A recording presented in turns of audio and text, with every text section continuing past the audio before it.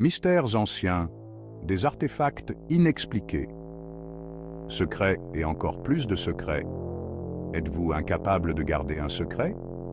Eh bien, certains de ces artefacts anciens ont gardé les leurs pendant des millénaires. Rejoignez-moi, tandis que nous explorons les confins du monde et découvrons des reliques d'un passé oublié. Des sculptures énigmatiques aux outils inexpliqués. Chaque artefact détient une clé pour comprendre le passé. Gribouillage des cavernes. Art ou ennui préhistorique. Notre voyage commence dans une grotte faiblement éclairée en Israël, où un os d'animal vieux de 120 000 ans porte 6 lignes gravées. Ces marques apparemment simples pourraient être le plus ancien exemple connu de création de motifs abstraits par l'homme. Si tel est le cas, cela suggère que le besoin de créer de l'art, de trouver un sens et un ordre dans le monde qui nous entoure, est profondément ancré en nous. L'os, découvert dans une couche d'occupation préhistorique, témoigne de l'intelligence et de la créativité de nos premiers ancêtres. Le rugissement silencieux, maîtrise artistique de l'âge de glace. Voyageons maintenant 40 000 ans en arrière, jusqu'à la grotte de Vogelerde en Allemagne, où une découverte remarquable remet en question nos idées préconçues sur nos ancêtres de l'âge de glace. Ici, parmi les outils en pierre et les restes d'animaux, se trouve une sculpture de lion finement travaillée, taillée dans de l'ivoire de mammouth. Cette sculpture, petite mais incroyablement détaillée, témoigne de l'habileté artistique et de la sensibilité de ses créateurs. La présence d'un tel art figuratif à cette époque suggère que les premiers humains étaient bien plus sophistiqués que nous ne le pensions souvent. Dans l'antre de Pan, un masque, un culte et un mystère. Notre prochain artefact nous emmène dans l'ancien Israël, où un masque en bronze étrangement effrayant, découvert dans les ruines d'un temple, offre un aperçu d'un passé troublant. Le masque, avec ses traits grotesques et ses cornes distinctives, est une représentation du dieu grec Pan. La découverte de ce masque dans ce qui semble avoir été un temple dédié à Pan soulève plus de questions qu'elle n'apporte de réponses. Chapitre 4. Pierres à champignons. Voyage psychédélique ou symbole de fertilité. Notre voyage se poursuit au Guatemala et au Mexique, où des sculptures énigmatiques, connues sous le nom de pierres à champignons, offrent un aperçu intrigant des pratiques rituelles des anciennes cultures mésoaméricaines. Ces sculptures, trouvées sur divers sites archéologiques, représentent des champignons dans des formes et des tailles variées. Alors que leur but exact reste entouré de mystères, les chercheurs pensent que ces pierres à champignons auraient pu jouer un rôle important dans les cérémonies religieuses et les pratiques chamaniques. La forme des champignons, qui ressemble à la fois aux organes reproducteurs et aux champignons hallucinogènes, a conduit à diverses interprétations. Chapitre 5. Le disque solaire de Sarmizegetusa. Un mystère astronomique. Notre prochaine destination est Sarmizegetusa, en Roumanie, où un disque de pierre énigmatique vieux de 2300 ans continue de déconcerter les archéologues et les historiens. Le disque, connu sous le nom de disque solaire de Sarmizegetusa, est fait de calcaire et pèse environ 10 tonnes. Sa taille, sa forme et ses marques uniques ont conduit à des spéculations sur son but et sa signification. Certains pensent que le disque solaire aurait pu servir de calendrier solaire, utilisé pour suivre les mouvements du Soleil et déterminer les dates importantes pour l'agriculture et les cérémonies religieuses. Chapitre 6. Le foie de Piacenza. Un guide céleste en bronze. Notre voyage nous emmène maintenant dans le monde des anciens Étrusques, une civilisation mystérieuse qui a prospéré dans l'Italie actuelle, avant l'ascension de Rome. À première vue, le foie de Piacenza peut sembler être un objet banal.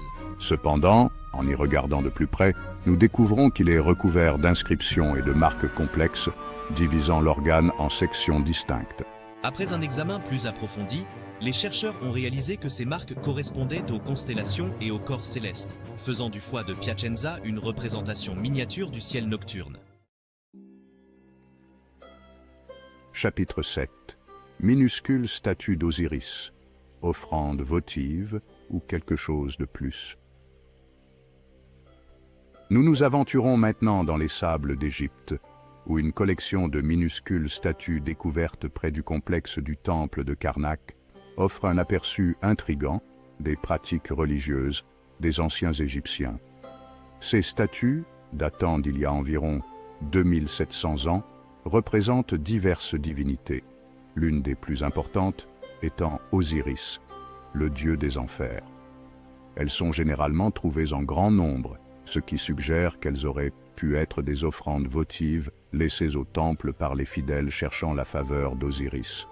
Cependant, la fonction exacte et la signification de ces statues restent floues. Chapitre 8.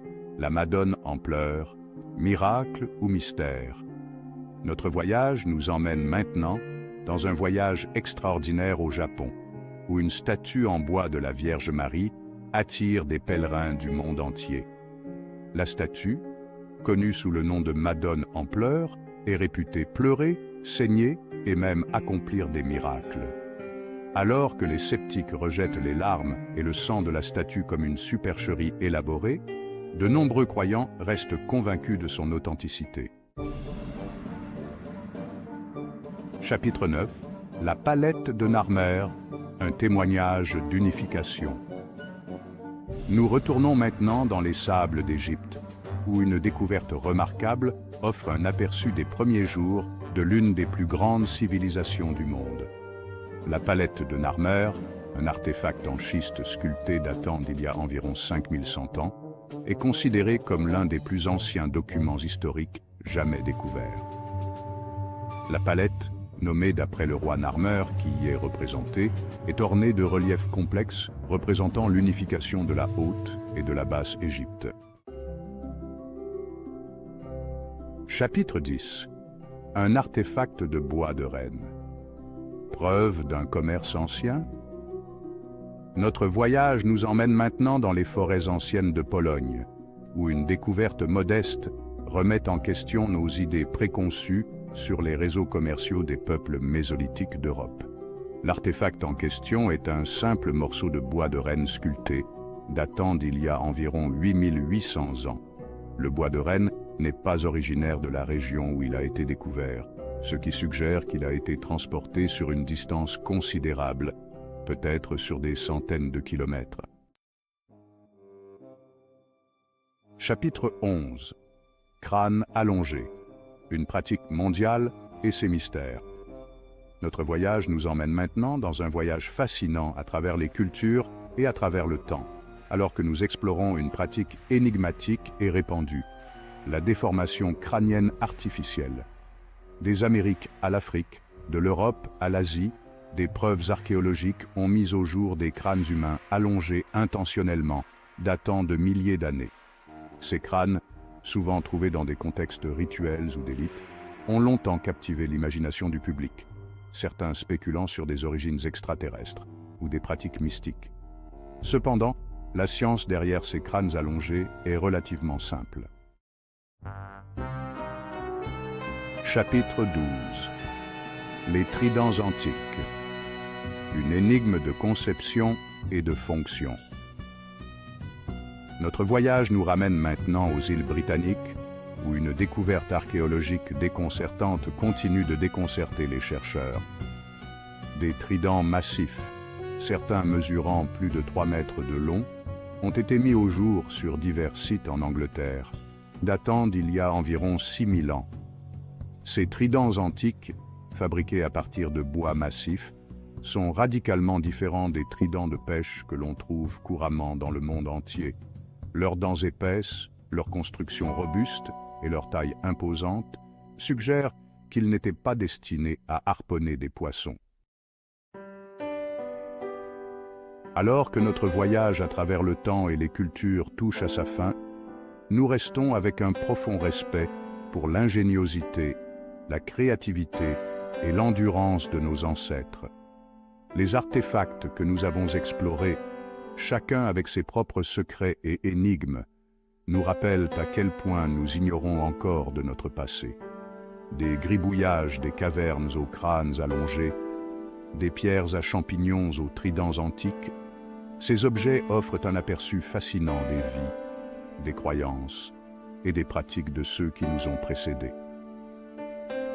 Alors que nous continuons à explorer le passé, nous pouvons être sûrs que de nouvelles découvertes révéleront des secrets plus étonnants, défiant notre compréhension du monde et de la place que nous y occupons.